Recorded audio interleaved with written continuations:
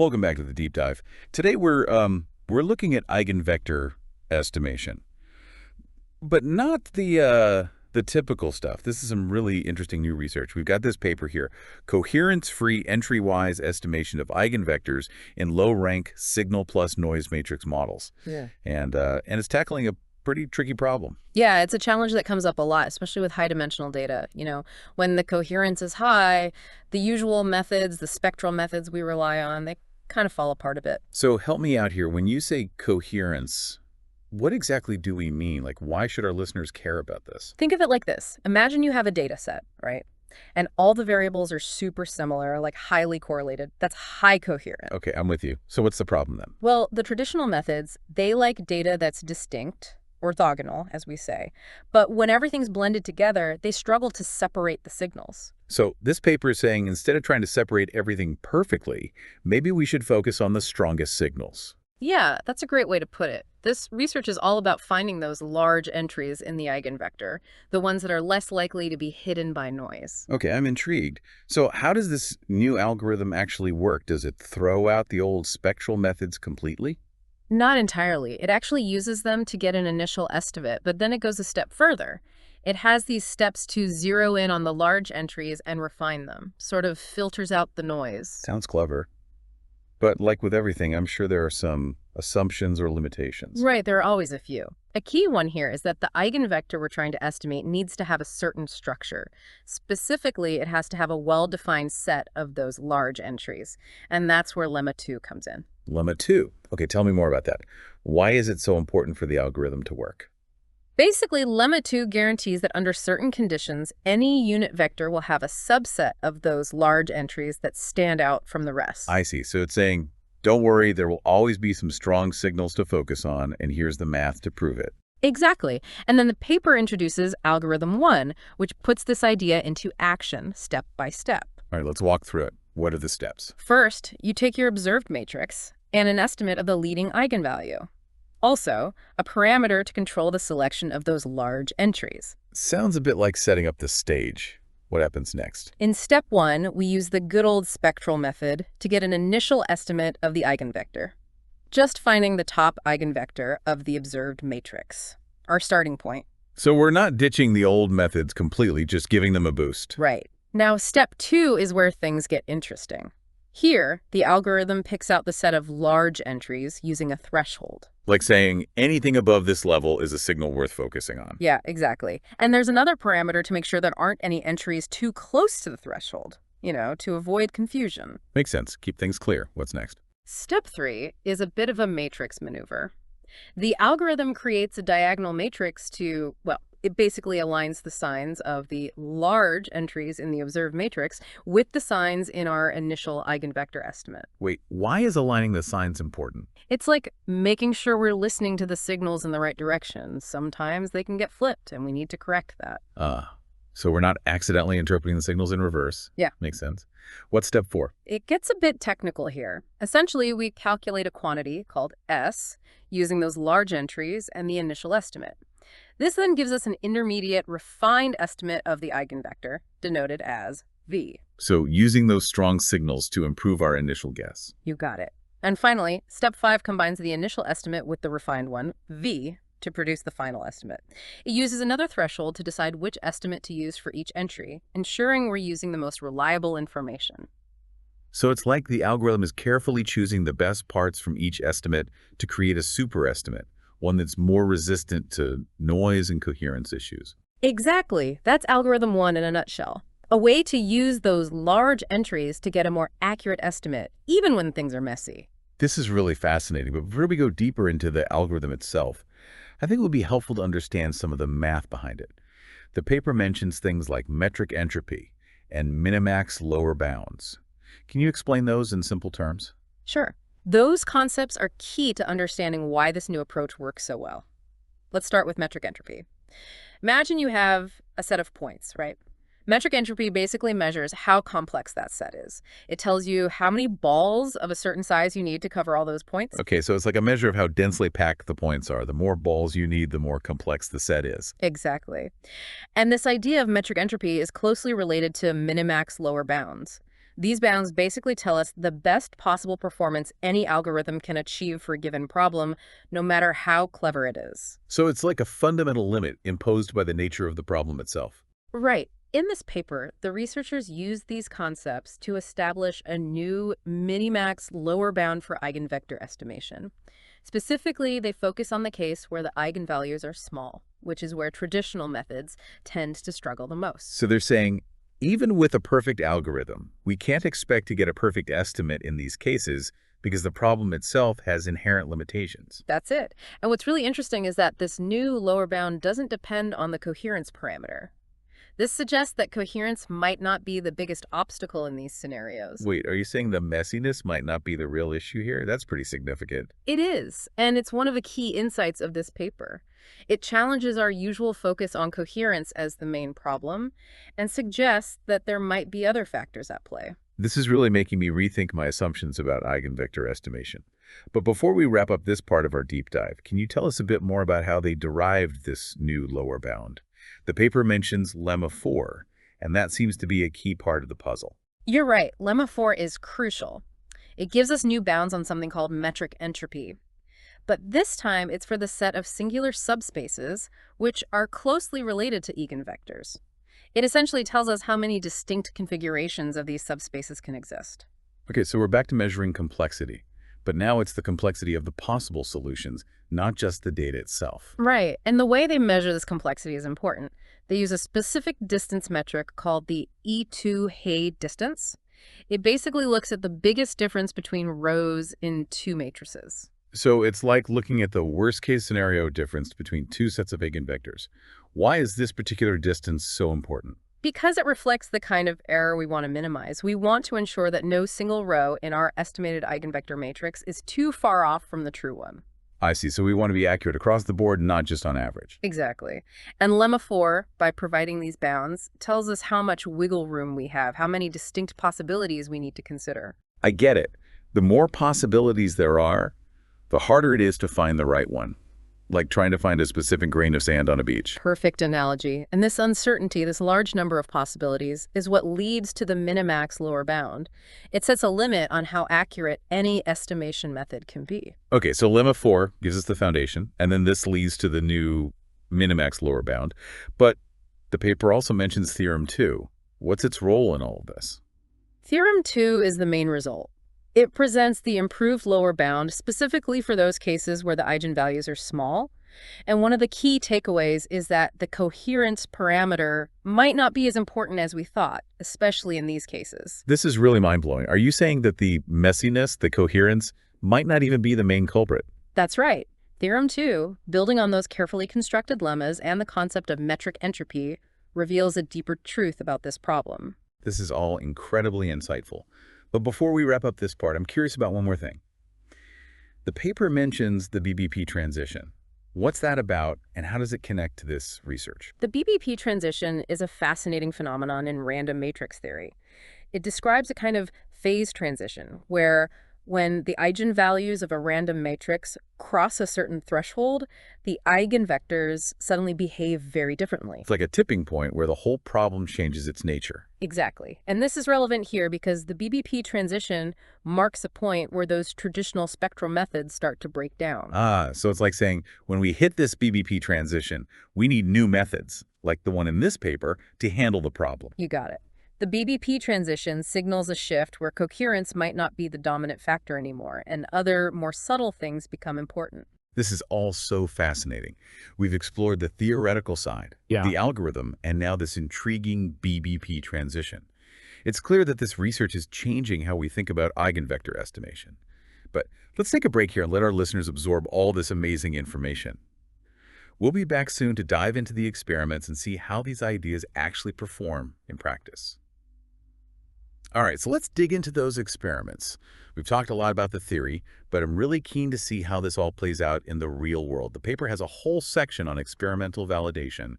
I'm eager to hear what they found. Absolutely. That's where the rubber meets the road, right? They set up a bunch of experiments to test their algorithms, both for the rank 1 case and for ranker was greater than 1. So more complex data, basically. Yeah, makes sense. Real-world data is hardly ever simple. It's usually a jumbled mess of information.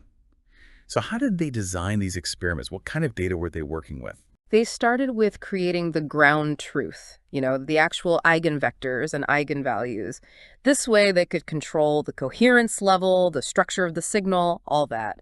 Then they added different types of noise to simulate the messy real world. So they were basically creating controlled environments to see how the algorithms handled different levels of messiness. What kind of noise did they use? Oh, they used a variety. Gaussian noise, Laplacian noise, Rademacher noise, a good mix of what you might encounter in practice. Sounds like they really put these algorithms through their paces. Yeah. So what were the results? Let's start with algorithm 1, the one for the rank 1 setting. How did it go? It did really well, consistently outperformed the traditional spectral estimator, especially when the coherence was high. So better overall, and even better when things get really messy. That's impressive. And I noticed that the paper mentioned that algorithm 1's performance didn't really depend much on the coherence parameter, particularly under Gaussian noise. That's a really important point. It supports what we were talking about earlier. Coherence, while important in the traditional methods, might not be the main factor holding us back. It's like saying the messiness itself might not be the real problem. There are other things at play. Exactly. Now, moving on to algorithm 2, the one for the ranker case, for more complex data. The results there were also really good. Okay, tell me more about algorithm 2. What's different about it and how did it perform? Algorithm 2 uses the same basic ideas as algorithm 1, but adds some extra steps to deal with the trickiness of higher rank matrices. One cool thing it does is use a random orthogonal transformation. It basically rotates the data so that it can treat other signal eigenvectors as noise. Interesting. So it's strategically manipulating the data to isolate the signal we're interested in. Clever. Right, and it works really well. In the experiments, it consistently beat the spectral estimator, both in terms of D and D2 error.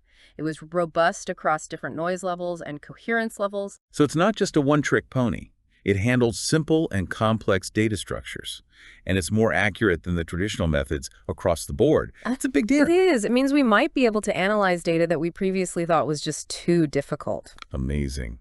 But before we move on, there's one more thing I wanted to ask about. The paper mentioned that they compared their algorithm to another type of algorithm called approximate message passing, or AMP.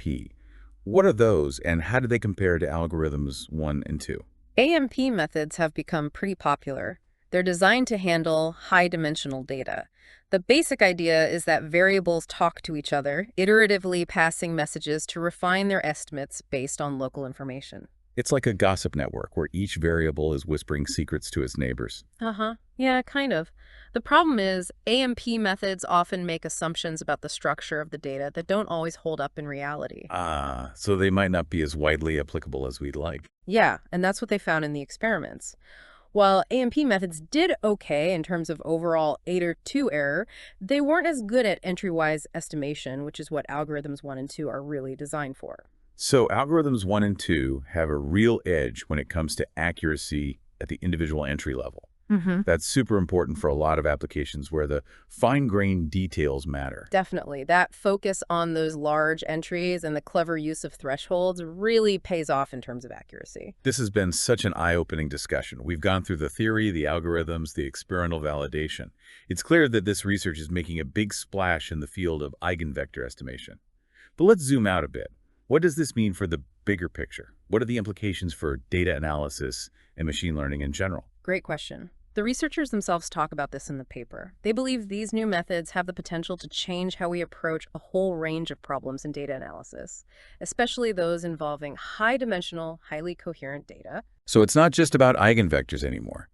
It's about tackling the fundamental challenges of understanding complex, messy data, which is pretty much all data these days. Exactly. Imagine all the data we encounter, images, text, financial markets. It's all becoming more and more complex and intertwined. Like a tangled forest of information where traditional tools get lost in the undergrowth. Perfect analogy. These new methods offer a way to navigate that complexity, to focus on the most important parts of the data, even when it's messy.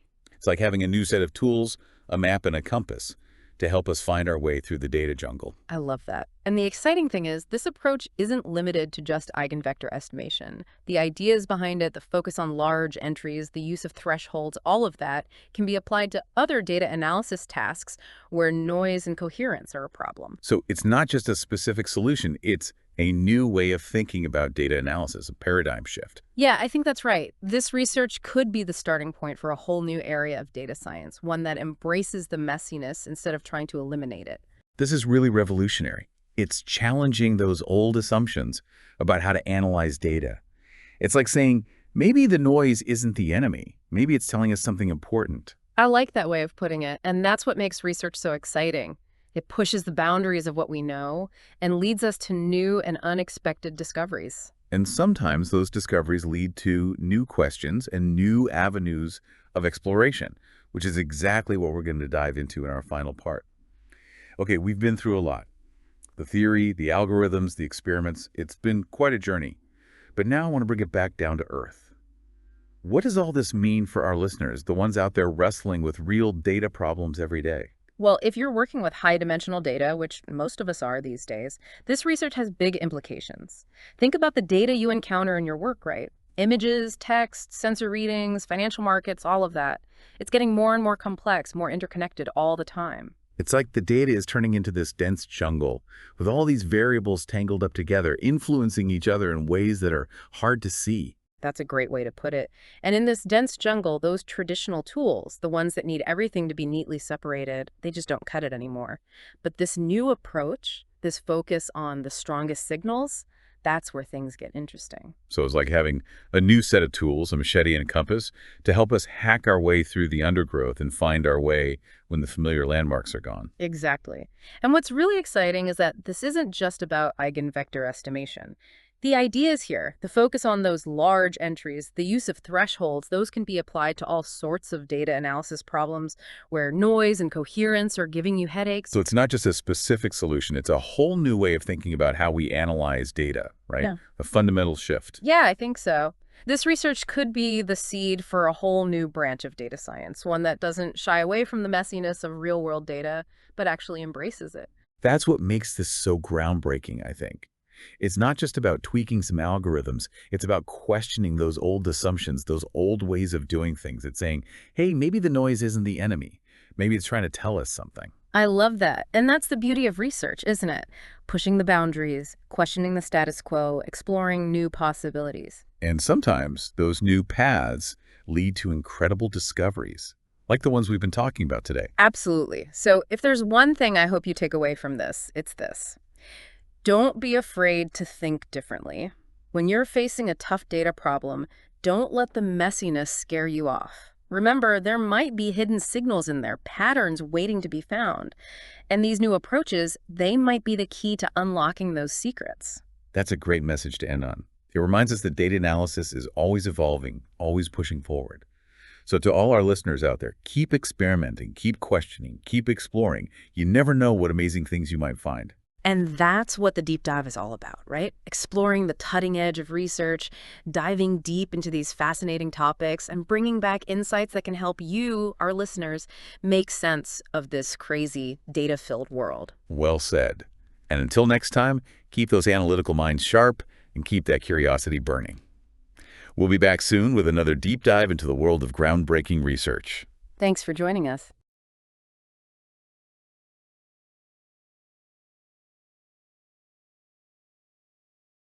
Welcome back to the Deep Dive. We're taking a deep dive into eigenvector estimation today.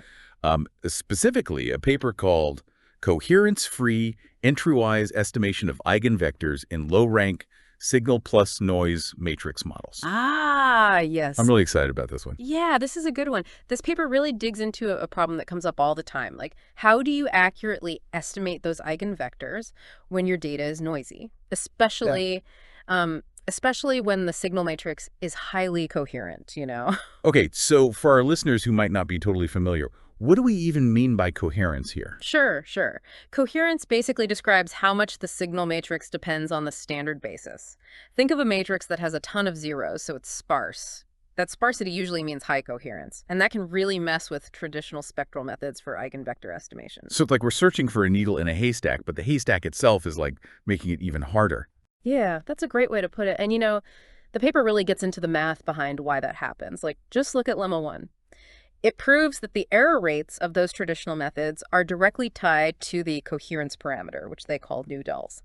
They use this really clever approach involving the Bake-Benarus-Pache, the BBP transition. Okay, now we're talking. I know everyone wants to hear the nitty-gritty math. Could you walk us through how they prove that? Of course, of course. So the proof for lemma 1, it starts by looking at the normalized inner product between the leading eigenvector, a belt of the observed matrix, and the true eigenvector, the signal matrix.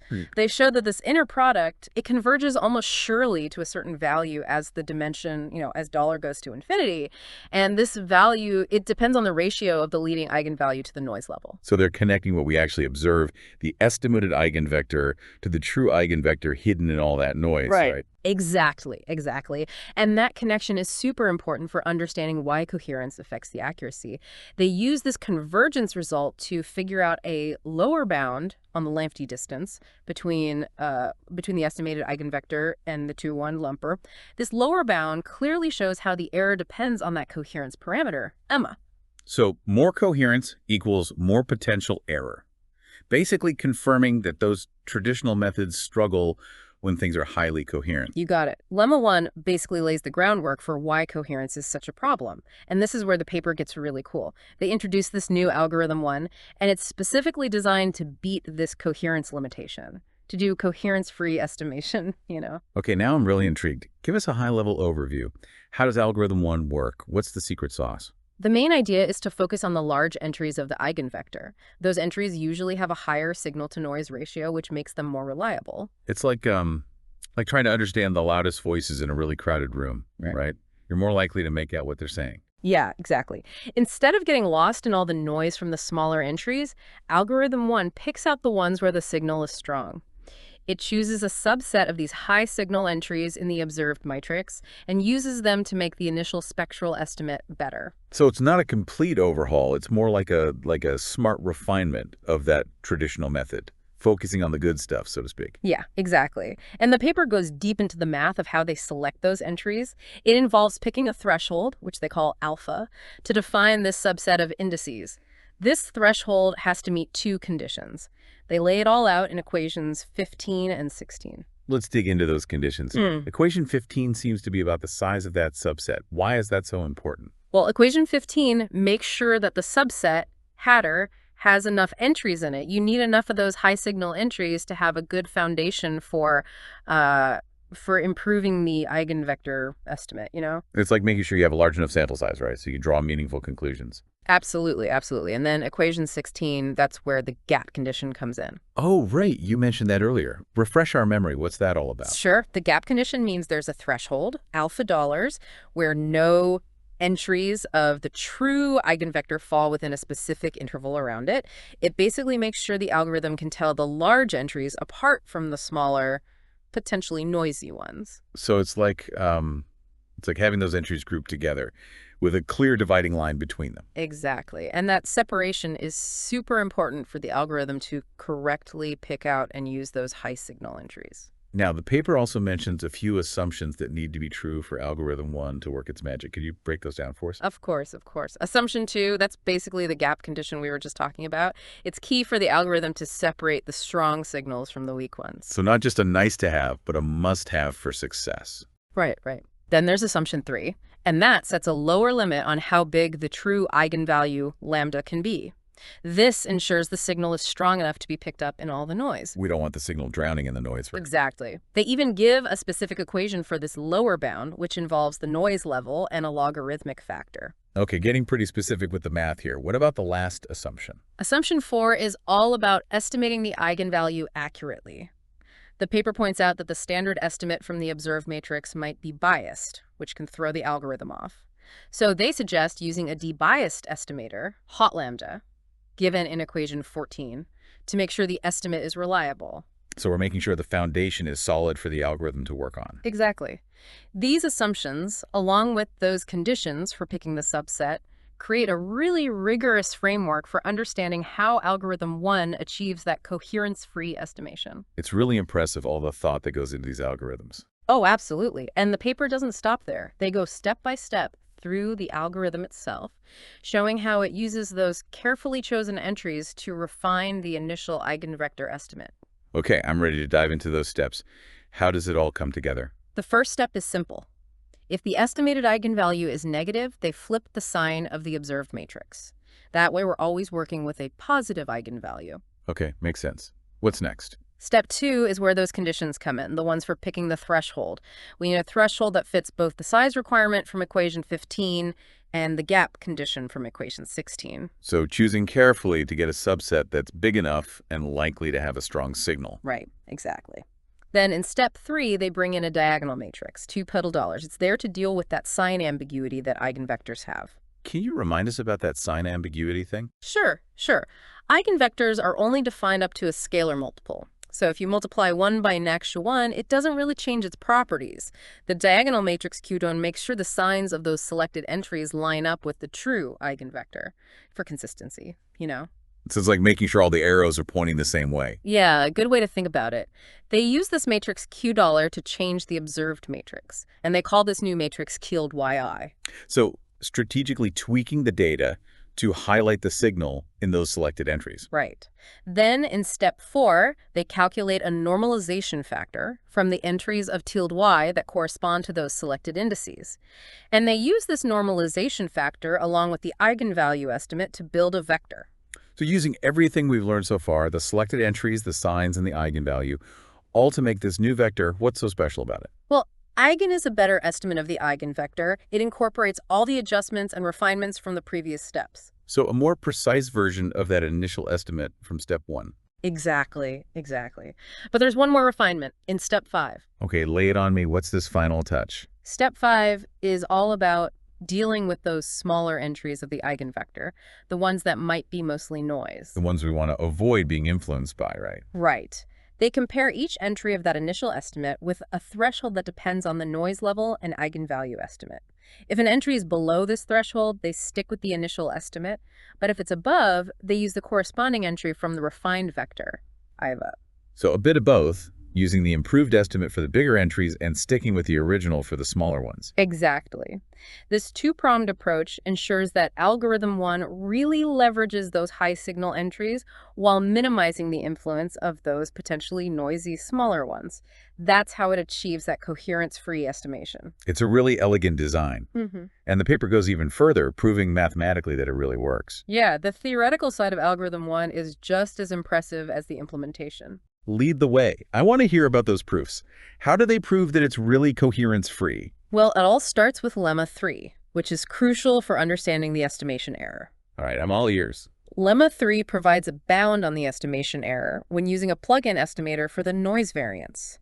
This is important because we need to know how much noise we're dealing with to effectively separate it from the signal. It's like knowing how much static is in the background so we can adjust the volume accordingly. Precisely. And the proof for this lemma, they actually break the error down into 3 separate terms. A very systematic approach to dissecting that error, I see. Exactly. And then they use concentration inequalities, specifically for sub-exponential random variables and some matrix inequalities to bound each of those terms. Pulling out the big math guns, I see. Yeah, it's pretty impressive how they weave those techniques together to get a solid bound on that error. So lemma 3 says we can reliably estimate that noise level.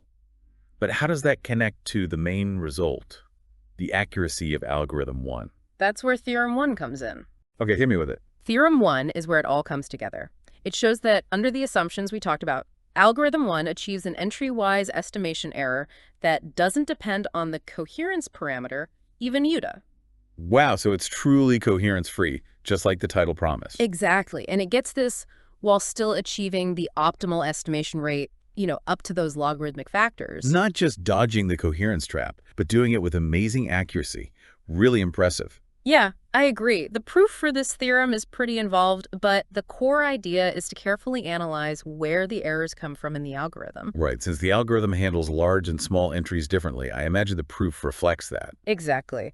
They split the analysis into 2 parts. Part I looks at the error from the refined vector, and Part 2 focuses on the error from that initial estimate. So meticulously checking every part of the algorithm's output to make sure the error is under control. Precisely. In part one, they really dig into how hat is constructed and carefully bound the errors from different sources, like noise in the matrix and the estimation of the eigenvalue and the scaling factor. It's like they're accounting for every possible source of error and proving that none of them can take over. You got it. And in part two, they use the gap condition to show that those errors from the smaller entries, they're well behaved and, importantly, don't depend on the coherence. So even the potentially noisy smaller entries can't mess up the overall accuracy. That's a relief. Absolutely. And finally, they combine the results from part one and part two to get the final error bound stated in theorem one, which is independent of that coherence parameter. It's amazing what you can do with careful mathematical analysis. They've truly shown that algorithm 1 breaks free from those old limitations. It really is an achievement, this theorem. This has been a fantastic deep dive into algorithm 1 so far. I'm blown away by the level of detail in this paper. And there's still more to uncover. They even go beyond rank 1 matrices, introducing algorithm 2 for higher rank cases, using this clever random orthogonal transformation. Plus, they explore minimax lower bounds, deriving a new one that reveals even more about the fundamental limits of estimation in this area. I'm already hooked. Let's keep going and see what else this paper has in store. Okay, I'm ready for algorithm 2. How does it deal with those higher rank matrices? You mentioned a random orthogonal transformation. What's that all about? It's a clever way to separate the signals from different eigenvectors. Imagine you're trying to estimate, multiple eigenvectors at the same time from this noisy matrix. The signals from each one, they can get all mixed up, making it hard to estimate them accurately. So it's like trying to follow multiple conversations happening all at once. It's tough to pick out each voice and understand what they're saying. That's a perfect analogy. The random orthogonal transformation, it's like a signal separator. It rotates the coordinate system in a way that decorrelates those different eigenvectors. So it's like magically transforming that jumbled mess of conversations into separate channels so we can focus on each one individually. Exactly. Algorithm 2 starts by applying this transformation to the observed matrix. We pre- and post-multiply the observed matrix, the Eilers, by a random orthogonal matrix Euler and its transpose, So we're not working with the original data directly.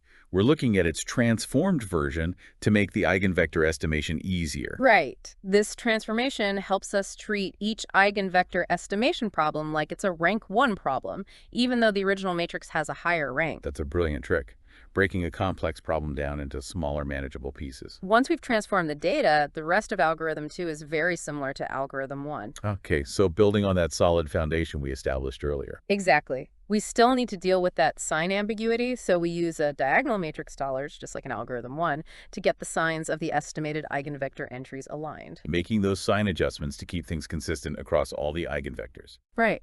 And then, like in algorithm 1, we choose a threshold, alpha dollars, to pick out a subset of those high signal entries. The rule for choosing this threshold is a bit simpler in algorithm 2. We just need to make sure the subset has enough entries, as specified in equation 15. So no need for that gap condition, equation 16. That was in algorithm 1. Yeah, the gap condition was mostly for the theoretical side of algorithm 1. The simulation suggests that algorithm 2 works just fine without it. That's great. Makes the algorithm more flexible and applicable. Once we have our subset of high signal entries, we calculate a normalization factor, and that's it, and then use it, along with the eigenvalue estimate, to build that refined eigenvector estimate, just like we did in algorithm 1. So a consistent approach, extending those core ideas to handle the higher rank cases. Exactly. And while they don't have a formal proof for how well algorithm 2 performs, because of the complications from that random orthogonal transformation, the simulations really show how effective it is in practice. We'll get to those simulations soon, but first, let's talk about that new minimax lower bound.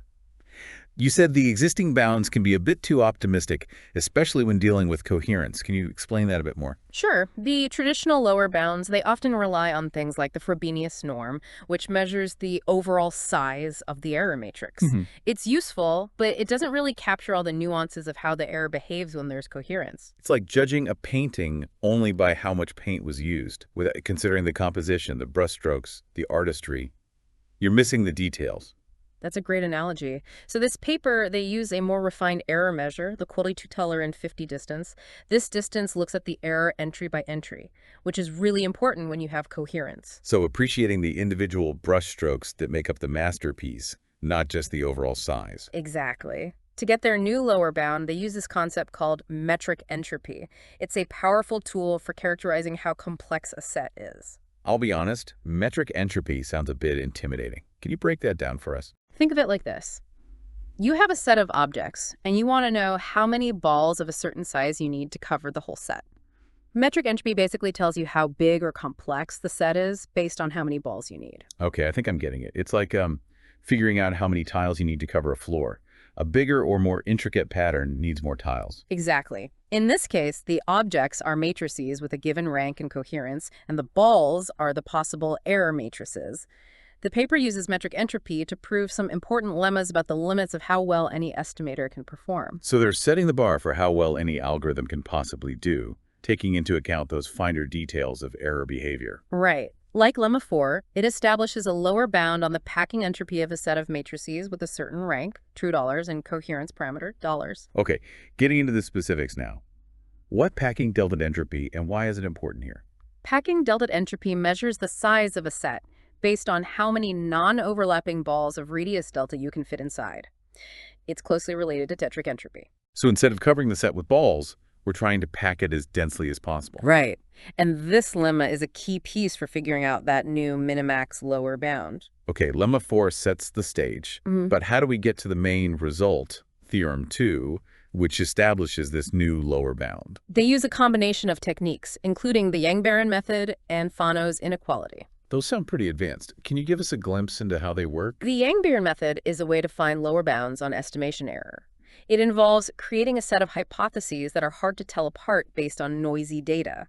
And Fano's inequality connects the probability of making a mistake when distinguishing those hypotheses to how much information you have in the data. So they're setting up a tricky guessing game for any estimator where the noise and the data structure limit how well it can do. Exactly. And by combining these techniques, they arrive at theorem 2. It establishes this new minimax lower bound for eigenvector estimation, especially when the eigenvalue is small compared to the noise. So this lower bound is specifically for those tough situations where the signal is hidden in the noise. Right. Theorem 2 shows that the smallest possible error, measured by the Döhler-Intifti distance, depends not only on the usual things like the noise and the rank, but also on that coherence parameter Döhler-Omeran, when the eigenvalue is below a certain threshold. So a more precise lower bound that highlights the role of coherence in those tricky cases. Exactly. It challenges the old idea that the Squarter-Ohm is always the limit of the error. It shows that coherence matters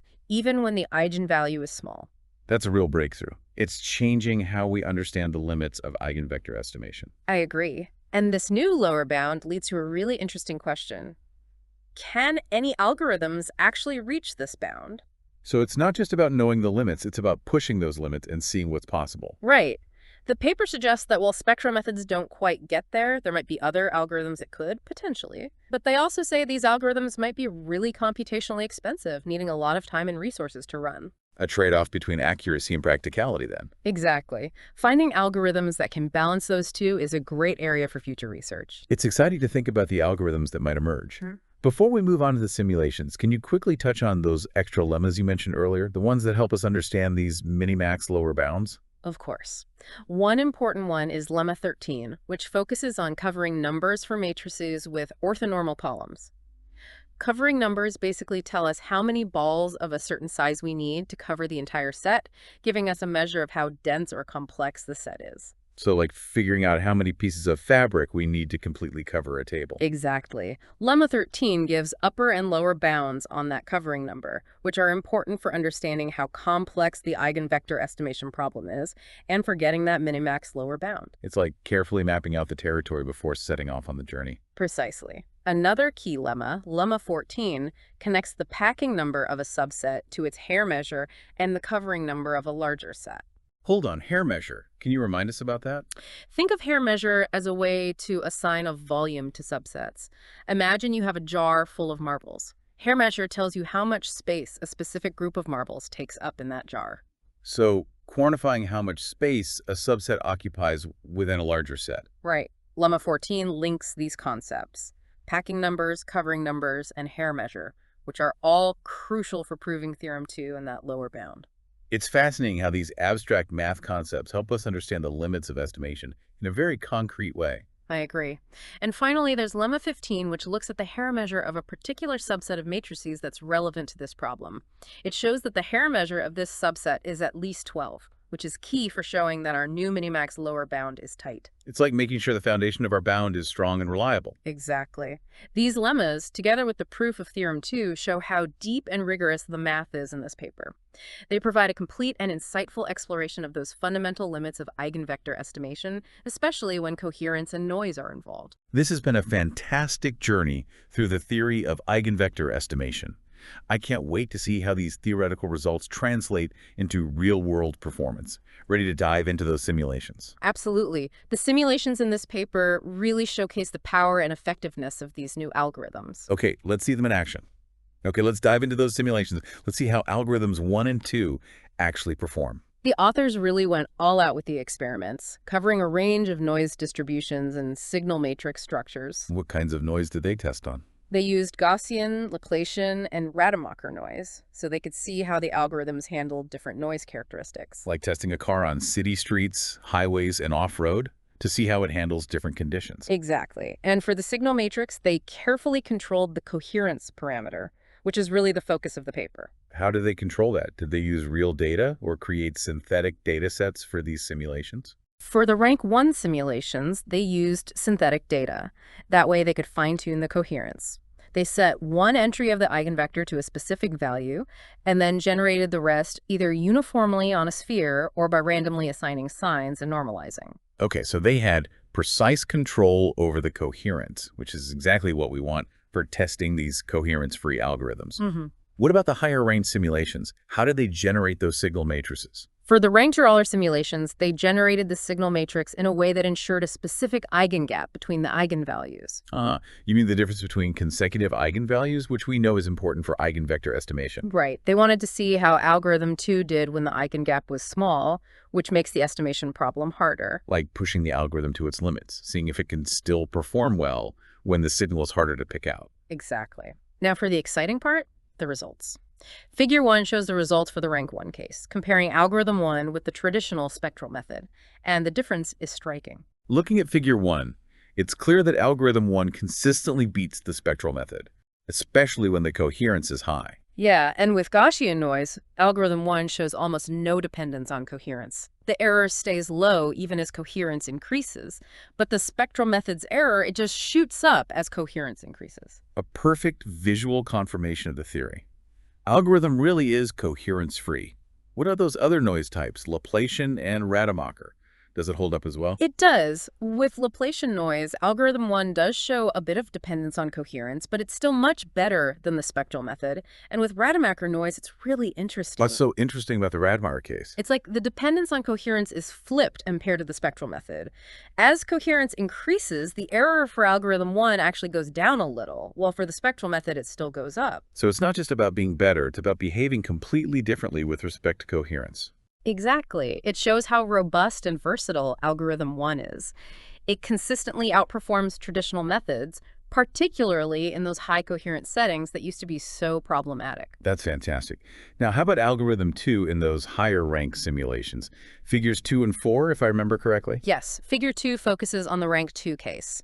They measured the error in estimating the first 2 eigenvectors using the Rimslavsky distance, and the results are consistent with the rank 1 case. Thinking algorithm 2 still wins. Exactly. It consistently outperforms the spectral method across the different noise types, and the difference is even more noticeable at higher coherence levels. That's great to see that it works so well for higher rank matrices too.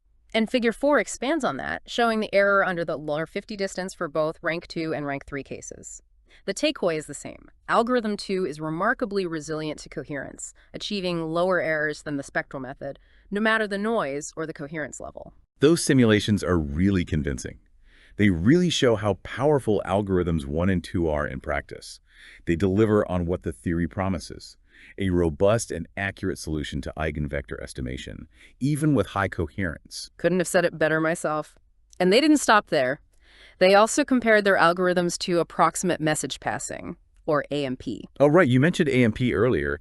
How did it stack up against the new algorithms? You can see the comparison in Figure 6. Turns out AMP, while powerful for some problems, isn't the best fit for this particular challenge. So algorithms 1 and 2 come out on top again? Yeah, they significantly outperform AMP in terms of entry-wise estimation error, especially at higher coherence levels where those traditional methods really struggle. This paper is truly impressive, both theoretically and practically.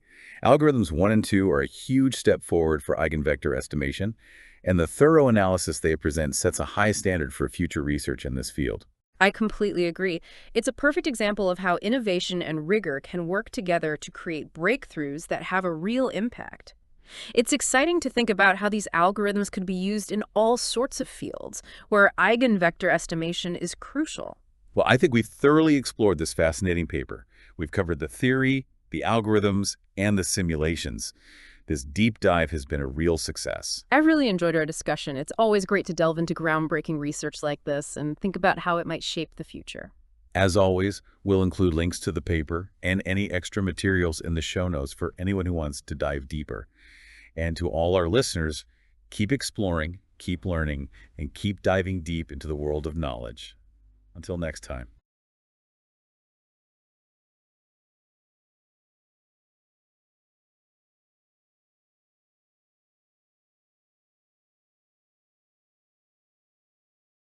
Welcome back to the Deep Dive. Today, we're going to be talking about eigenvector estimation, specifically a method that claims to be coherence-free. Oh, interesting. You got a research paper here.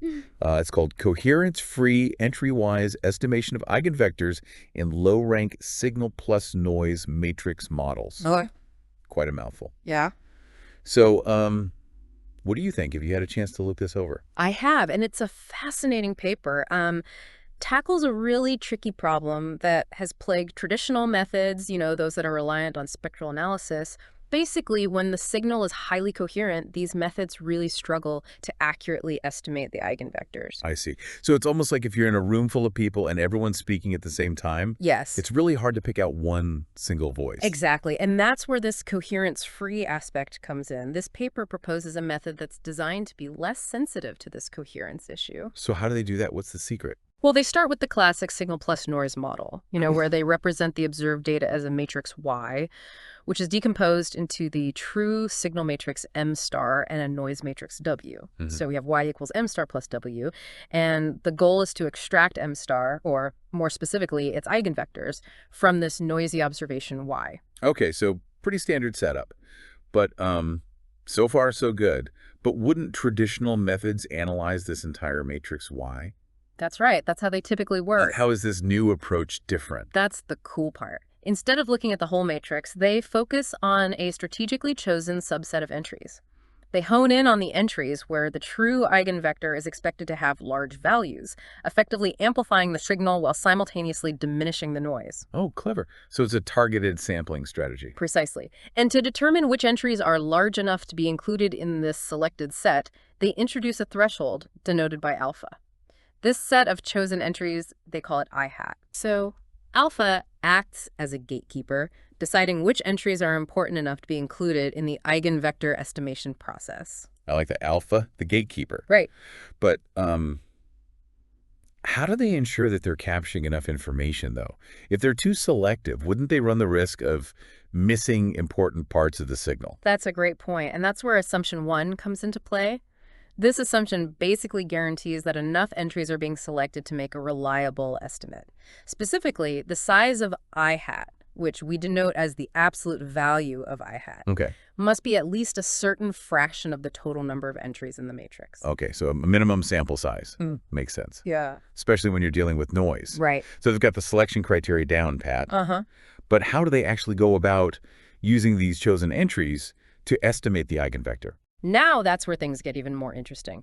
So they construct this modified matrix, denoted as Y tilde, based on those selected entries. But here's the twist. They also incorporate the signs of the corresponding entries in an initial eigenvector estimate. Oh, sign flipping. I remember we talked about that a bit earlier. It sounds like a subtle but pretty crucial step. It is, and they introduce this diagonal matrix called Q. Each entry on its diagonal is either a +1 or a -1, depending on the sign of the corresponding entry in that initial eigenvector estimate. Which they denote as O. That's right. They then pre- and post-multiply the observed matrix Y by this Q matrix. So Q is kind of like a sign-flipping instruction manual. Exactly. You got it. It's ensuring that all the important parts of the signal are aligned properly. Right, and that's where this refined vector v hat comes into play, right? You got it. To further fine-tune that eigenvector estimation. Precisely. They essentially average the entries in each row of Y tilde, but they only use the entries that belong to that special set I hat. Ah, I see. So they're using those very carefully chosen entries to guide the calculation of v hat. It's all coming together now. Yes. And in the end, they combine v hat with the initial eigenvector u, taking into account the noise level and the estimated eigenvalue. Okay, I think I'm following. They've selected their data, refined their estimate, and even double-checked those crucial signs. Yes.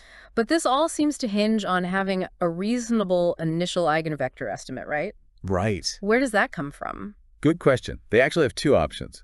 One is to use what they call a bias-corrected estimate of the leading eigenvalue, denoted as lambda hat c. Gotcha. And they even provide a formula for it. Oh, great. More formulas. It's lambda hat c equals 1/2 times the quantity lambda plus the square root of the quantity lambda squared minus 4 times n times sigma squared. Okay. That's a bit of a mouthful, but I trust it does the job. It does. And the other option is to use an estimator that actually emerges from their algorithm 1 itself, which we'll get into later. Yeah. But the important point is that they need a decent estimate of the leading eigenvalue to guide their process. Got it. Now, before we delve into the specifics of algorithm 1, there's another crucial piece of the puzzle we need to discuss: assumptions.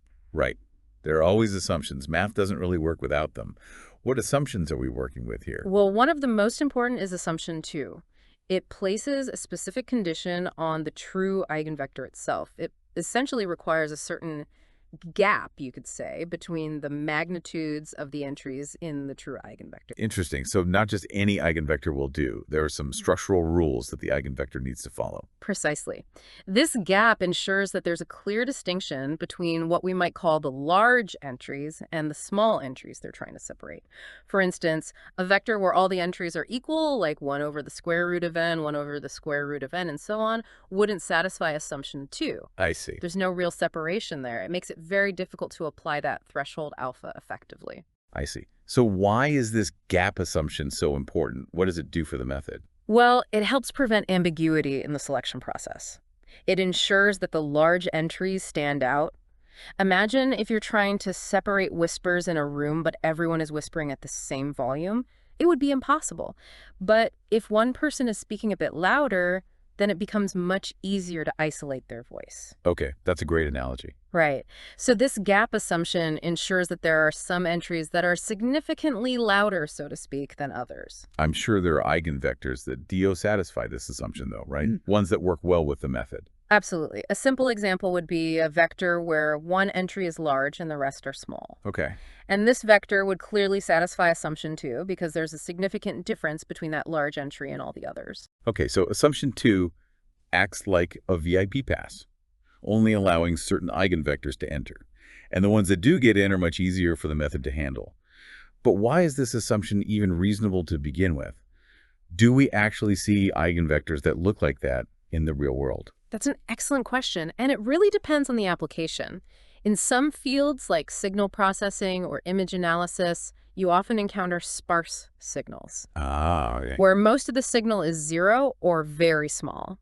And then you have a few key components that are large. So in a medical image, for example, where you're looking for maybe a tumor or an anomaly. Exactly. That anomaly would correspond to a large entry in the eigenvector, while all the normal tissue would be those small entries. I see. So this method isn't just some theoretical exercise. It's actually tailored to situations where this gap assumption makes sense in practice. Exactly. It's very practical, and that's one of the things that makes this research so valuable. It offers a solution for situations where traditional methods would struggle. Awesome.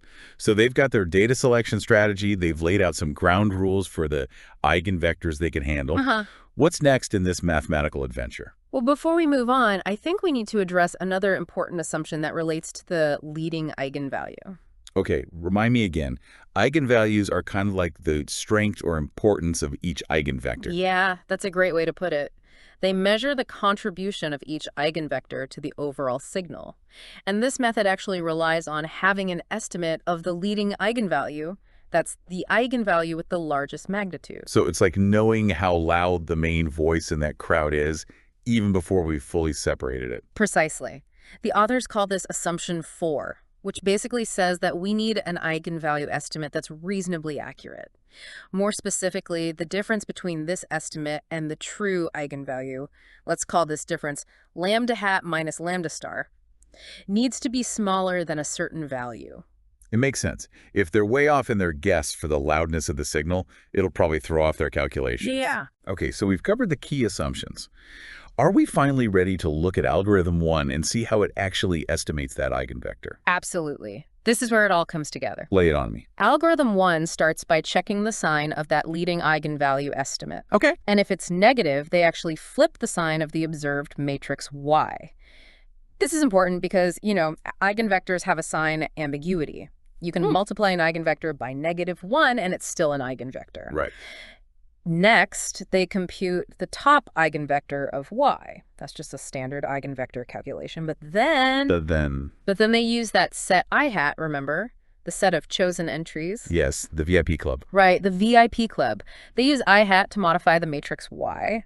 They create a new matrix, which we called Y tilde, where they flip the signs of certain entries in Y based on the signs of the corresponding entries in that initial eigenvector. Remember the sign flipping matrix cue? I do, yeah. It's all about aligning those large entries properly. Exactly. And that's where that refined vector V hat comes in.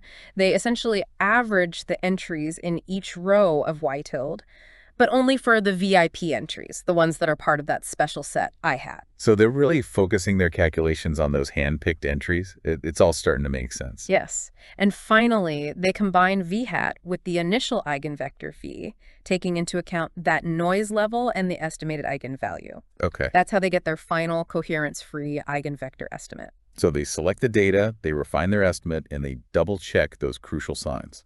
Anything else we should know about algorithm 1 before we move on? Just one practical thing. Algorithm 1 assumes that they know the noise level, that variance sigma squared. Right. But in the real world, we often don't have that information. Reality bites. So what do we do if we don't have that magic sigma squared value? Don't worry, there are ways to estimate it. One simple approach is to use what they call a plug-in estimator, which is denoted as sigma hat squared. And they actually provide a formula for that as well, which lets you approximate the noise level from the observed data. Formulas to the rescue. Exactly. So even if they don't know the noise level beforehand, they can still use algorithm 1. Problem solved. Right. It's a good reminder that even though the math is elegant, we need to be able to adapt it for real-world use. For sure. But I think we've spent quite a bit of time on this rank 1 case, remember? This is just a starting point. Right. We need to talk about what happens when there's more than one non-zero eigenvalue. The ranker case. Exactly. And that's where things get even more interesting. They extend the method to handle more general situations, introducing algorithm 2 to tackle this new challenge. Okay, bring on the challenge.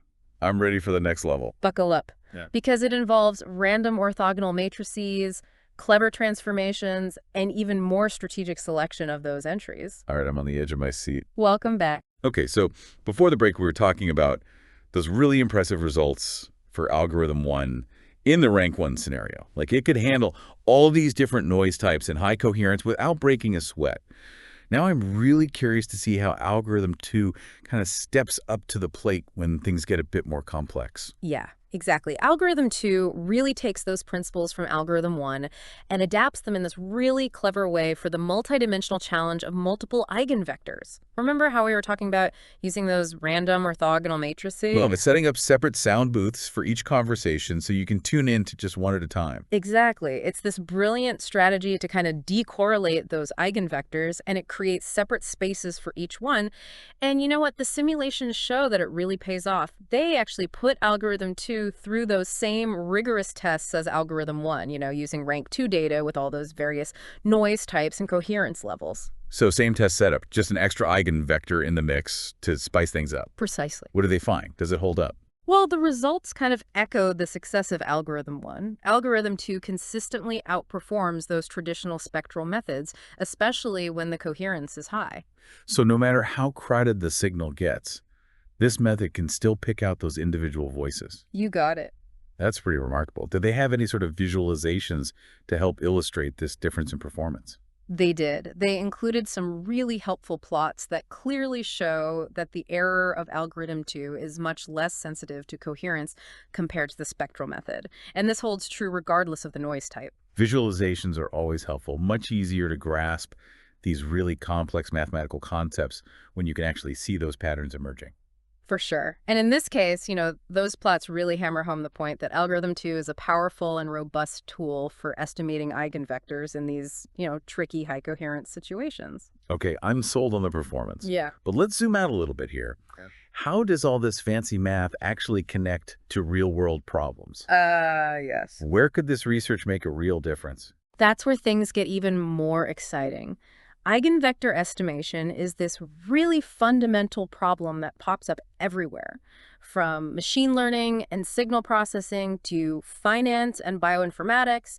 It's like a Swiss Army knife of mathematical tools. Less talk, more action. Give me some concrete examples where this Swiss Army knife actually comes in handy. All right. One prime example is principal component analysis. You've probably heard of that. PCA. Yeah, I've heard of that. It's a way to simplify data and identify those most important patterns. Right, like finding the main plot points in a novel. Exactly. PCA relies heavily on eigenvector estimation to find the directions of greatest variance in the data.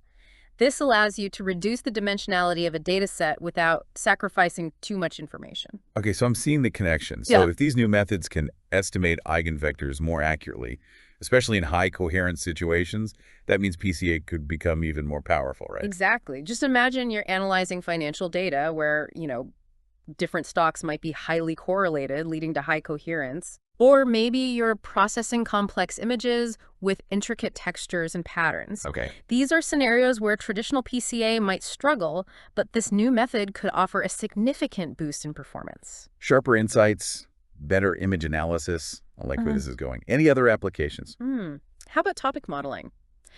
Imagine trying to analyze a massive collection of documents to automatically extract the main themes. Okay. Like news articles or scientific papers. That sounds incredibly useful for researchers who are, drowning in information. It is. And guess what? Topic modeling also hinges on eigenvector estimation. Oh, wow. So once again, if you can handle high coherence better, you could lead to more accurate and robust topic models. Absolutely. Think about analyzing social media posts where users might be using similar language or hashtags, leading to, you guessed it, high coherence. Yeah. This new method could really help cut through that noise. Wow, it's amazing how this eigenvector estimation is popping up everywhere. It really is. But, no research is perfect. Right. One limitation that the authors themselves acknowledge is that assumption, too, that gap assumption we were talking about earlier. It might not always hold true. Right. So one future direction would be to explore ways to relax or even remove that assumption. This would make the method applicable to a wider range of data. More flexibility is always a good thing. For sure. Another challenge is tackling even more complex noise types. They showed it's robust to Gaussian, Laplacian, and Rademacher noise. But real-world data can get a lot messier. It's like those separate sound booths suddenly have really thin walls. Exactly. So developing methods that can effectively filter out those more complex noise structures is another big hurdle. So lots of room for further research in this area. Absolutely. One more exciting direction is developing methods that can actually estimate multiple eigenvectors simultaneously. Remember, algorithm 2 handled the ranker case by estimating them one at a time. Right, one by one. Well, maybe there's a more efficient way to tackle that problem. Yeah, maybe. Developing methods that can handle all the eigenvectors at once could be a game changer. It's like trying to understand all the conversations in that crowded room at the same time. Exactly. So there's definitely a lot of potential for future work in this area. It's fascinating to see how these theoretical advancements can have such practical implications. I agree. Speaking of pushing those boundaries, earlier we briefly touched on those minimax lower bounds, the theoretical speed limits for eigenvector estimation. Yeah. Can we dive a little deeper into those before we wrap up? Absolutely. The paper's exploration of minimax lower bounds is really insightful. They don't just state these lower bounds, they actually demonstrate that their own algorithm 1 achieves that lower bound in certain cases. That's really cool. Like they build a car that can actually reach that speed limit. Exactly. But they don't stop there. They investigate whether this lower bound itself can be improved, especially when you're dealing with certain types of coherent eigenvectors. Okay, I'm ready for some more advanced math. Get ready for metric entropy. Remember, we discussed that as a way to measure the complexity of a set. Vaguely. Well, they use metric entropy to analyze the set of all possible eigenvector estimates. By carefully analyzing this metric entropy, they derive a new lower bound that's more specific to certain types of data. So they're refining that speed limit based on the road conditions. Precisely. They even managed to come up with a tighter lower bound for when the leading eigenvalue is small. Wow. They're really pushing the limits here. They are. This research isn't just about making better algorithms, it's about understanding the limits of the problem itself. Well, we've covered a lot of ground in this deep dive. Maybe it's a good place to pause. Yeah. Come back and wrap things up and maybe consider some of the broader implications of this research. Sounds good to me. Welcome back to the deep dive. We've really been exploring eigenvector estimation in depth today. We have, from those limitations of traditional methods all the way to these, really innovative algorithms in this paper. Right. And right before the break, we were just starting to kind of unravel the implications of those minimax lower bounds, those mathematical speed limits that tell us how well any estimation method can actually perform. Yes, exactly. And it's amazing that this paper goes beyond just, presenting these lower bounds. They actually show that algorithm 1, the one for that rank 1 case, can actually achieve this lower bound under the right conditions. It's like they built a car that can actually hit that theoretical speed limit. It's pretty impressive. It is. But of course, they don't stop there. They also look into whether this lower bound itself can be improved, especially when you're working with specific types of coherent eigenvectors. It really shows how much they want to push the boundaries of our theoretical understanding, not just, focus on developing better algorithms. So they're not just satisfied with reaching the speed limit. They want to know how that speed limit is determined. Precisely.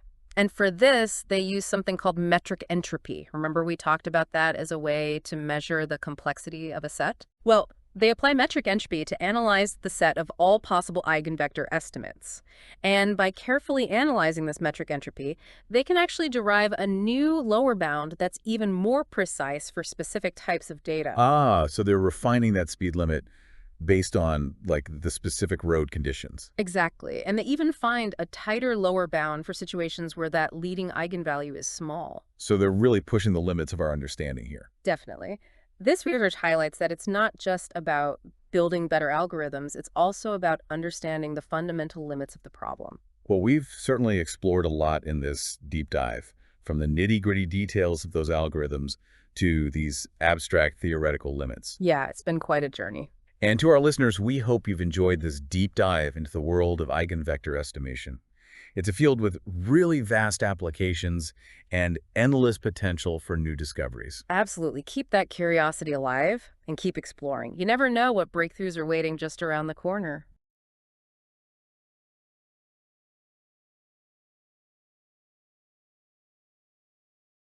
Welcome back to the deep dive. Today we're diving deep into a new paper on eigenvector estimation. You've sent over some fascinating research that claims to break free from the limitations of traditional spectral methods. Yeah, it's a really intriguing approach. Eigenvector estimation is crucial in so many areas, from signal processing to machine learning, but the accuracy of those estimations often hinges on the coherence of the signal matrix. Right, and high coherence can really throw a wrench in the works, especially for those traditional spectral methods. Can you remind us why that is? Think of it this way. If the signal we're trying to extract is spread out across the entire matrix, it becomes much harder to separate from the noise. That's what high coherence essentially means. The signal is coherent with the noise in a way that makes it difficult to distinguish. So it's like trying to find a specific sound in a room full of chaotic noise. High coherence makes the signal blend in making it almost impossible to isolate. Exactly. And the problem is amplified when the signal itself is weak to begin with. This is where the concept of signal-to-noise ratio comes in. If the signal is faint compared to the level of noise, even a slight increase in coherence can make traditional spectral methods completely unreliable. So spectral methods struggle in high coherence scenarios, especially when the signal-to-noise ratio is low. Yeah. But this new method promises to be coherence-free. That sounds almost too good to be true. How does it achieve that? The key insight is to shift focus from the entire matrix to a carefully selected subset of entries, the large ones. It turns out that even in high coherence situations, any unit vector will have a subset of entries with significant magnitude. This subset, while smaller, still retains crucial information about the true eigenvector. Interesting. So even though the signal might be spread out, there are pockets of it that are strong enough to stand out. It's like finding a few bright stars in a vast, dim galaxy. That's a great analogy.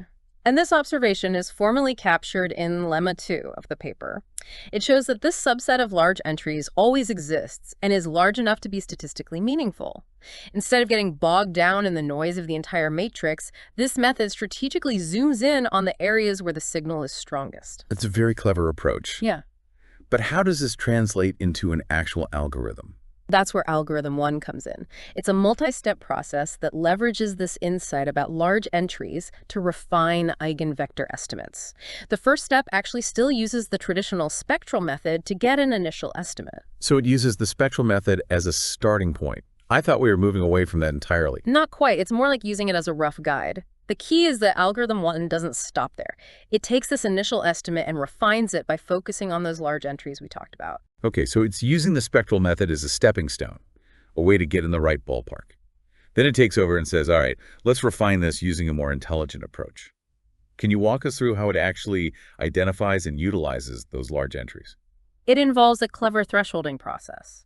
The algorithm searches for a threshold that separates the large entries from the smaller ones, ensuring that the resulting subset is large enough to be informative.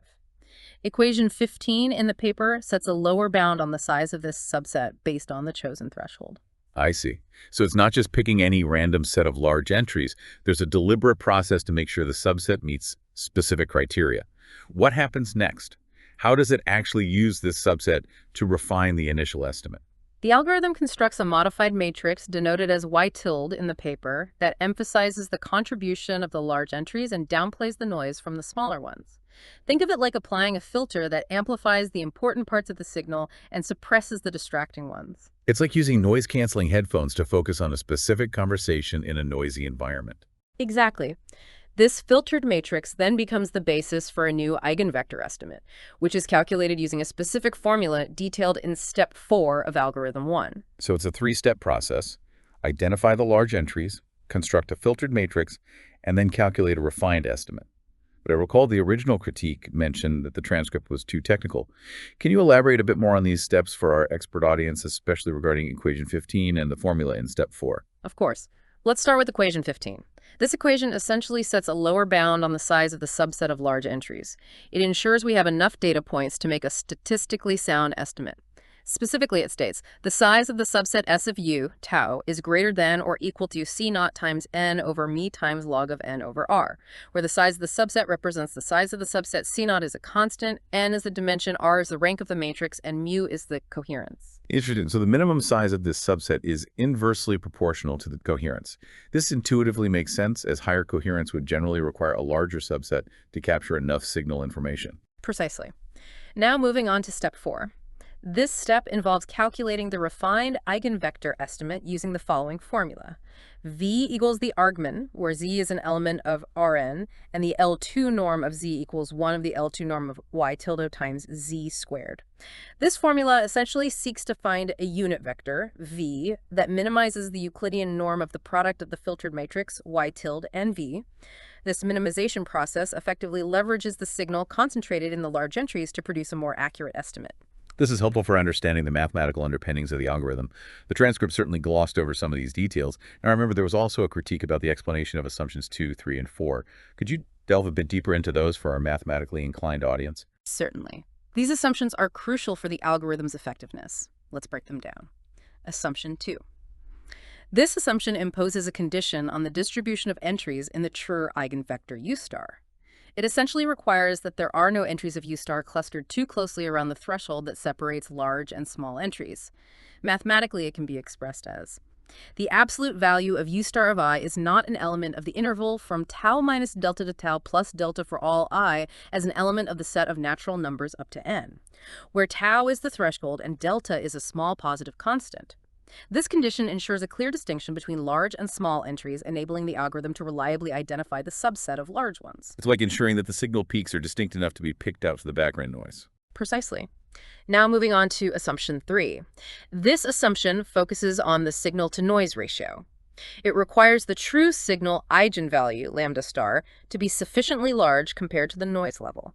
This makes intuitive sense as we need a strong enough signal to be distinguishable. Mathematically, it's stated as the absolute value of lambda star is greater than or equal to C1 times the square root of nu times Wn times log n, where C1 is a constant, nu is the noise variance, and Wn represents a bound on the entries of the noise matrix. So this assumption essentially sets a lower limit on the signal strength for the algorithm to function effectively. Exactly. And lastly, we have assumption 4. This assumption concerns the accuracy of the initial eigenvalue estimate, lambda hat. It requires this estimate to be sufficiently close to the true signal eigenvalue. This is important because the entire algorithm hinges on using lambda hat to identify those large entries, mathematically. The absolute value of lambda hat minus lambda star is less than or equal to C2 times the square root of no times W times log to the 5/2 power of n with high probability, where C2 is another constant. If this estimate is way off, the algorithm might end up focusing on the wrong entries. So these assumptions, while somewhat technical, are the guardrails that keep algorithm 1 on track. They ensure the algorithm is operating under conditions where it can effectively leverage the information contained in those large entries. You've got it. These details provide a more comprehensive understanding of algorithm 1 for a mathematically savvy audience. This has been a great deep dive into algorithm 1. However, I know this is just the beginning.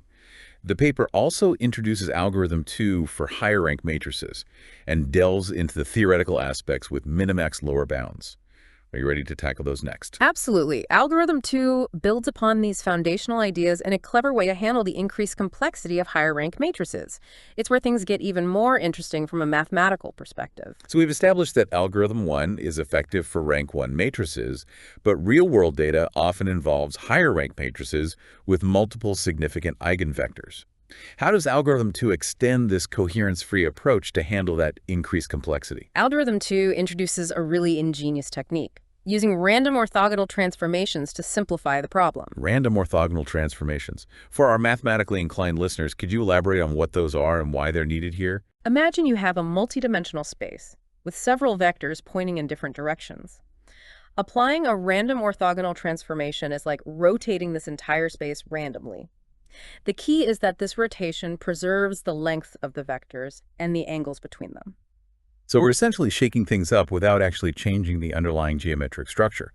I see how that could be useful in a higher rank matrix where the signal is spread across multiple eigenvectors. But how does this random rotation actually help? In a higher rank matrix, those signal-carrying eigenvectors can be entangled with each other, making it difficult to isolate the large entries associated with a particular eigenvector. By applying this random orthogonal transformation, we essentially decorrelate these eigenvectors, making them more independent of each other. So it's like untangling a knot by shaking it randomly. The individual strands become easier to separate.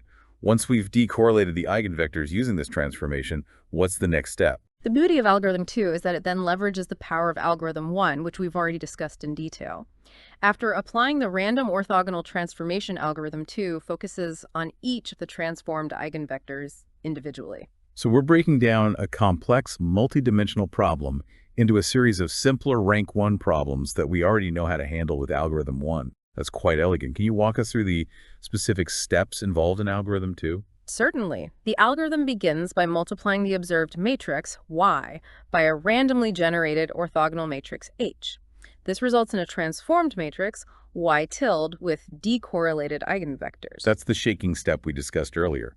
Mathematically, this transformation can be represented as Y tilde equals Y times H, where H is a randomly generated orthogonal matrix, meaning H times H transpose equals I, where I is the identity matrix. Exactly. Next, we obtain the top R eigenvectors of Y tilde, where R is the rank of the matrix we are analyzing.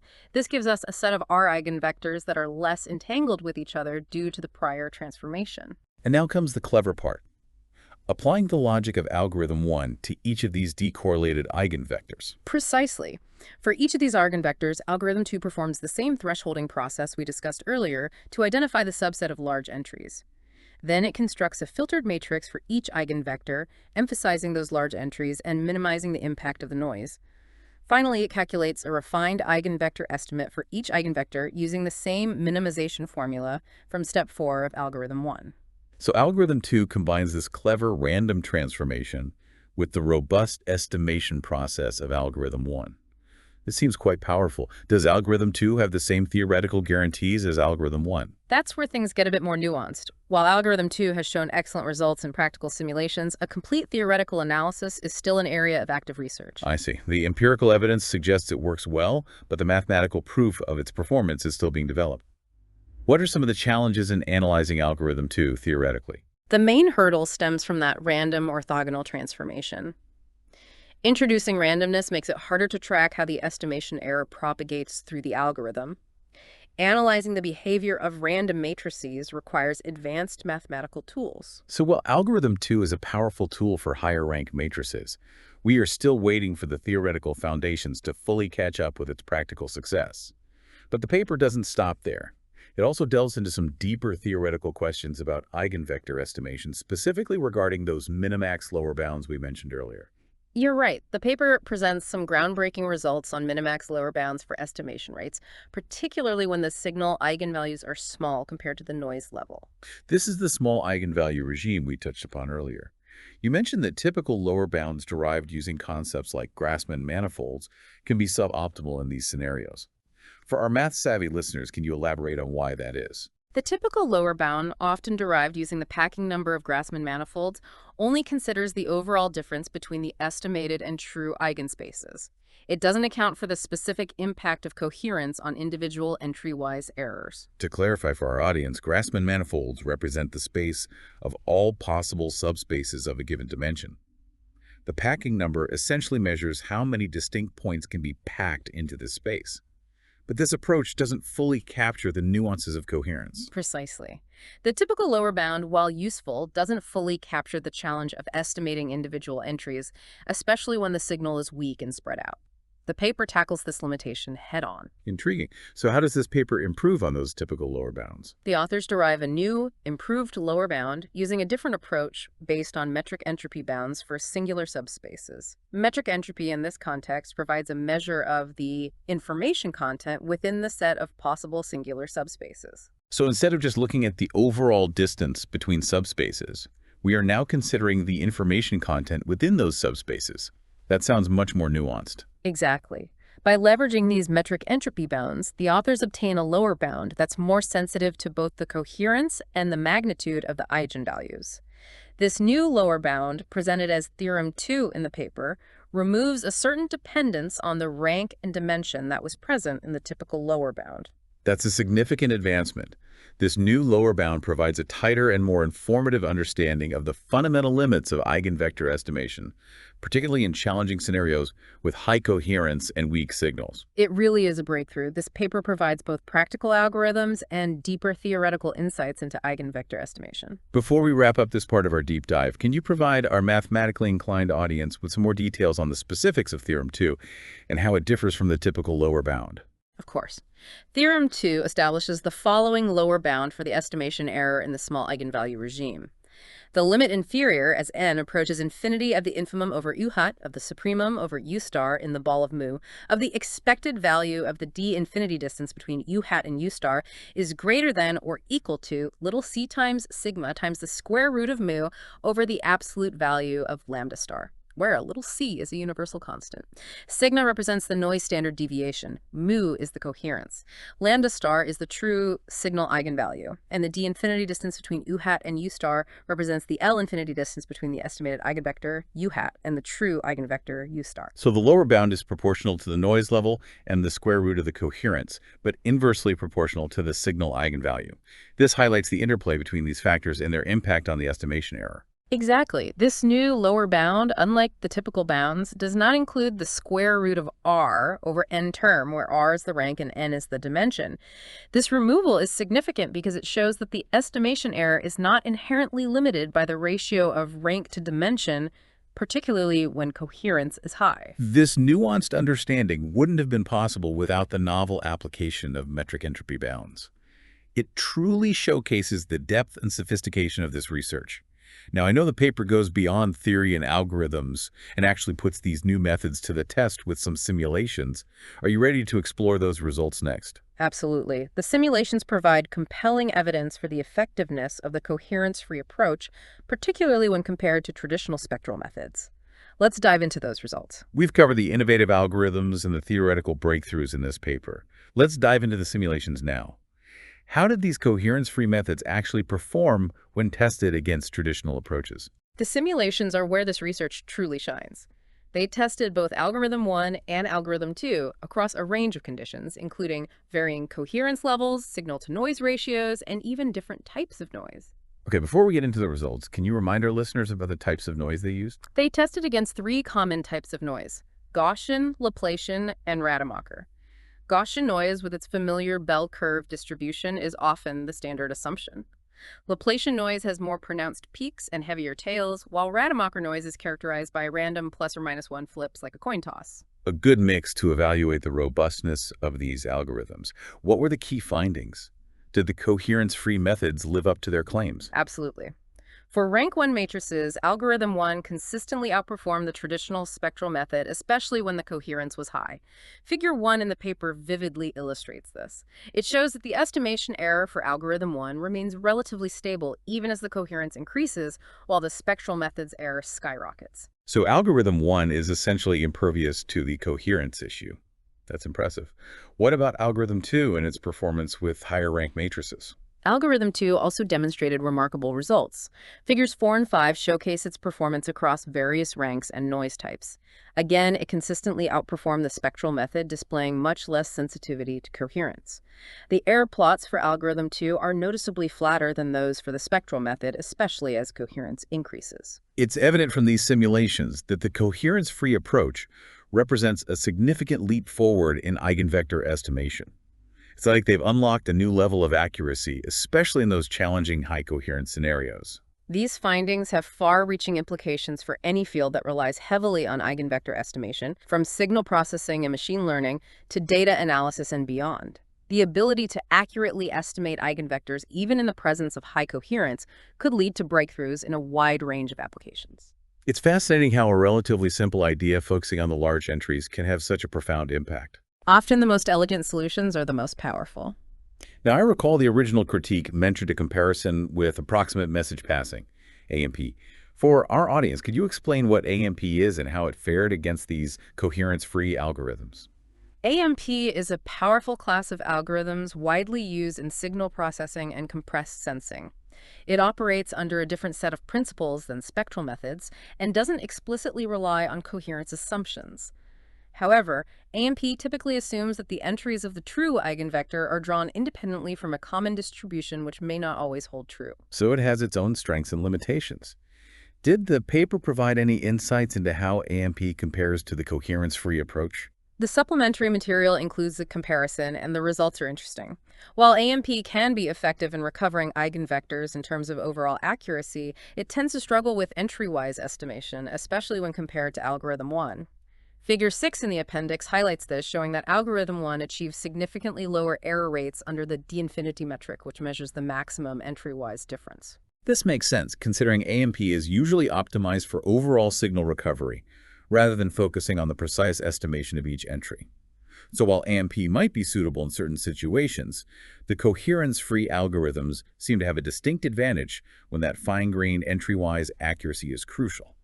This deep dive has unveiled a significant advancement in eigenvector estimation. The coherence-free approach, with its elegant algorithms and robust theoretical foundations, has the potential to revolutionize how we extract meaningful information from data. I completely agree. It's inspiring to witness such groundbreaking research that pushes the boundaries of what's possible. As we wrap up this deep dive, what future directions do you think research in eigenvector estimation should explore given these advancements? That's a great question to ponder. One promising avenue would be to develop even more efficient and scalable algorithms, particularly for higher rank matrices. Extending these coherence-free principles to other related problems like matrix completion or subspace tracking is another exciting area for future research. The possibilities are vast. It's exciting to consider the potential impact of these discoveries. Thank you for joining us for this deep dive into the world of coherence-free eigenvector estimation.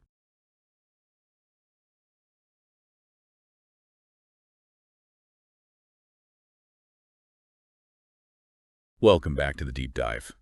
We're diving deep today into math, specifically a paper called Coherence-free Entrywise Estimation of Eigenvectors in low-rank signal plus noise matrix models. Sounds intimidating, but trust me, it's fascinating stuff. For those who love math as much as we do, let's break this down. What's the challenge with estimating eigenvectors in these models? So we're essentially dealing with a model that looks like this. Y equals m star plus w. Y equals m star plus w. Got it. Where m star is the true signal matrix, the thing we want to find. Okay, the true signal. W is the noise, messing things up. The inevitable noise. And Y is what we actually get to see, the signal and noise all mixed together. Makes sense. So how do we usually try to separate the signal from the noise to find those eigenvectors? Traditionally, we'd use spectral methods, but they have a weakness. Oh, what's that? They struggle when the signal matrix, our m star, is coherent. Coherent. So what does coherent mean in this context? Imagine trying to pick out one voice in a really loud room. If everyone's speaking in a similar tone, it's almost impossible to distinguish them, right? Yeah, it'd just be a jumbled mess of voices. That's kind of like coherence here. It measures how much the signal matrix aligns with the standard basis, how spread out it is, so to speak. The more spread out, the more coherent. Exactly.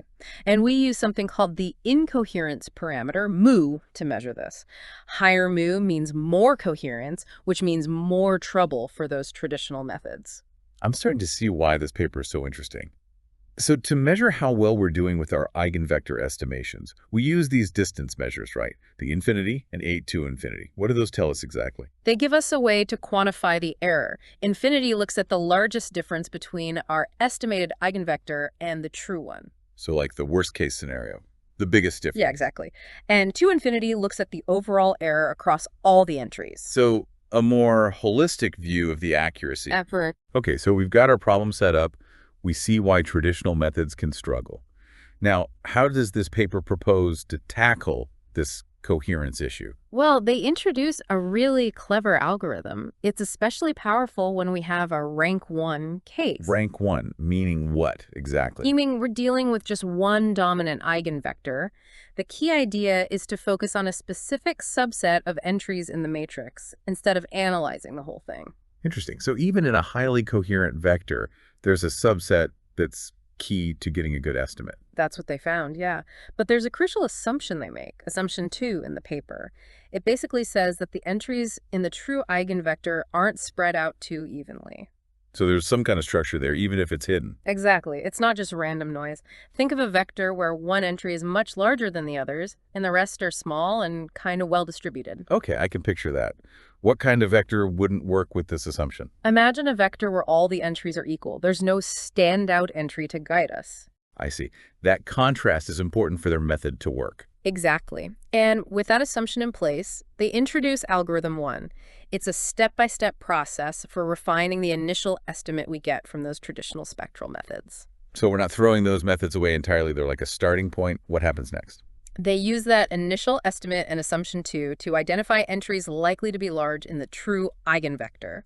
They then use those to refine the estimate. So it's like using the initial imperfect estimate to guide them towards a better one. Precisely. For the smaller entries, they just stick with the spectral estimate, assuming those are mostly noise. Makes sense. Maximize the signal, minimize the noise. Mm-hmm.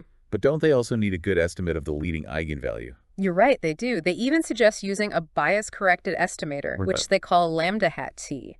2 key ingredients, then, the right entries and a solid eigenvalue estimate. This is fascinating, but what about when we have multiple eigenvectors to deal with? That's where algorithm 2 comes in, and it's equally brilliant, but We'll have to save that for next time. This has already been a lot to process. definitely a lot to unpack. I'm looking forward to diving into algorithm 2 with you. All right, let's dive into algorithm 2. Last time, we were amazed by how this paper finds those crucial entries to get a more accurate eigenvector estimate. Now we're going from a single eigenvector to the ranker case, where multiple eigenvectors are involved. Yeah. So how does algorithm 2 handle this? It's pretty elegant, actually. Algorithm 2 basically breaks the problem into smaller rank 1 problems, kind of like we saw with algorithm 1. Divide and conquer. So they're isolating each eigenvector and dealing with them one by one. Exactly.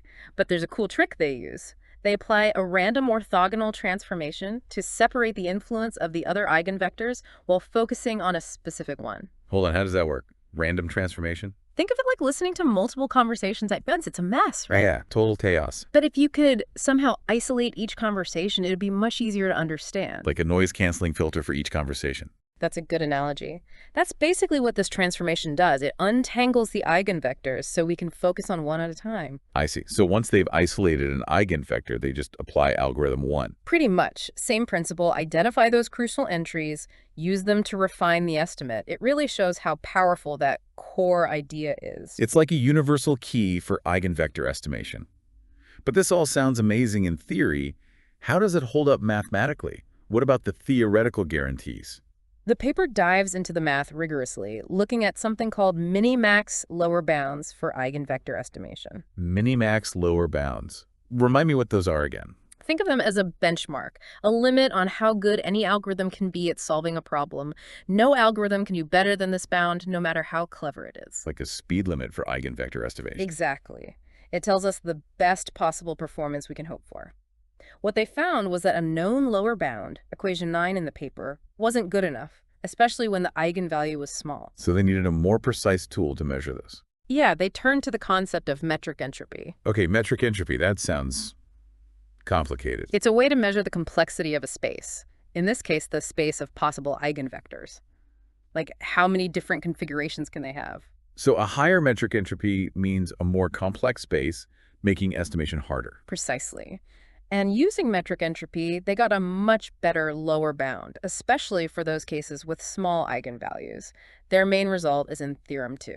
What does this new lower bound tell us? Why is it so important? It shows their approach is almost independent of the rank of the signal matrix, at least under certain conditions. Meaning, even if we have lots of eigenvectors, their method can still be super accurate. That's the amazing part. And it also shows how coherence and the size of the eigenvalue affect the accuracy. Wait, tell me more about that. How are they connected? They found that coherence only really matters when the eigenvalue is small. If the signal is strong, meaning a large eigenvalue, their method can handle even high coherence. So it's like trying to hear someone whispering in a noisy room versus someone shouting. The louder the voice, the easier it is to hear, even with the noise. Perfect analogy. Their analysis really gets at the heart of how these factors interact. They're basically rewriting what we know about eigenvector estimation. Mind-blowing stuff. But theory is one thing. What about real-world performance? They did numerical experiments, right? With different noise distributions. Why was that important? Well, in real life, noise isn't always nice and predictable, like in textbooks. It can be messy and unpredictable. So they wanted to make sure their method could handle real-world noise. Exactly. They used Gaussian noise, which is common, but also Laplacian noise, which is spikier, and even Rademacher noise, where every entry is randomly plus or minus 1. Wow, talk about putting it through the ringer. So how'd it do? It performed really well, consistently better than traditional methods, even with all that crazy noise. It really shows how robust their approach is. Impressive. Okay, let's go back to assumption 2, that crucial assumption about the eigenvector entries. What if it doesn't hold? Does everything fall apart? Remember that vector we talked about where all the entries are equal? Yeah, the flat one. Well, in those cases, their method might not be as effective. You need that contrast, that beacon entry to guide the estimation. So if the entries are too similar, assumption 2 breaks down. Right. They also mentioned vectors made from normalized IID Gaussian variables. So if the entries are purely random, without structure, assumption 2 won't hold. Likely not, no. But they also give a counterexample. Sometimes, even with those random entries, assumption 2 can still work. Really? How so? If the original distribution of those random entries has a certain structure, that structure might carry over even after you normalize them. Interesting. So it's not just about the randomness itself, but the type of randomness. Exactly. It shows that assumption 2 might be a bit too strict. Remember, their experiments showed good performance even when the assumption wasn't perfectly met. So the method is more flexible than the theory might suggest. That's a good takeaway. It's a reminder to explore the full potential of these algorithms even when the theory has limitations. This discussion about assumption 2 is fascinating. It really shows the interplay between theory and practice. But let's talk more about those minimax lower bounds. You mentioned they're like a benchmark. Can you explain how they work and why they're so important here? Imagine you have a bunch of expert dart players, each with their own style. A mini-max lower bound is like figuring out the smallest area on the dartboard that any player, no matter how good, is guaranteed to hit. Like a limit on their accuracy. No one can hit a smaller target than that. Exactly. And in our case, the players are different algorithms trying to estimate those eigenvectors. The lower bound is the smallest error any algorithm can achieve. I like that analogy. And these bounds change depending on the problem, right? The noise, the rank, and the coherence all affect it. That's right. It's not a fixed target. And as we discussed, the existing lower bounds weren't accurate enough, especially for small eigenvalues. Hence the need for metric entropy, right? Like a more precise measuring tool. Exactly. And it led to their new and improved lower bound, presented in Theorem 2. So what's so special about this new bound? Well, for one, it removes a dependency on the rank of the signal matrix that was present in the old bounds. So it's like saying no matter how many dart players you have, they're all limited by the same smallest target area. That's a good way to put it. The complexity of the signal doesn't necessarily make the estimation harder. Amazing. And you mentioned that this new bound also highlights the relationship between coherence and eigenvalue size. Right. They found that coherence only starts to really matter when the eigenvalue is small. If the signal is strong, their method can handle even high coherence. Like that shouting versus whispering analogy again. Exactly. Their analysis really helps us understand how these factors work together to determine the limits of accuracy. This is truly groundbreaking stuff. They've not only developed powerful algorithms, but also given us a deeper theoretical understanding of the problem. It shows the power of combining innovative thinking with rigorous mathematical analysis. Well said. This has been an incredible deep dive so far.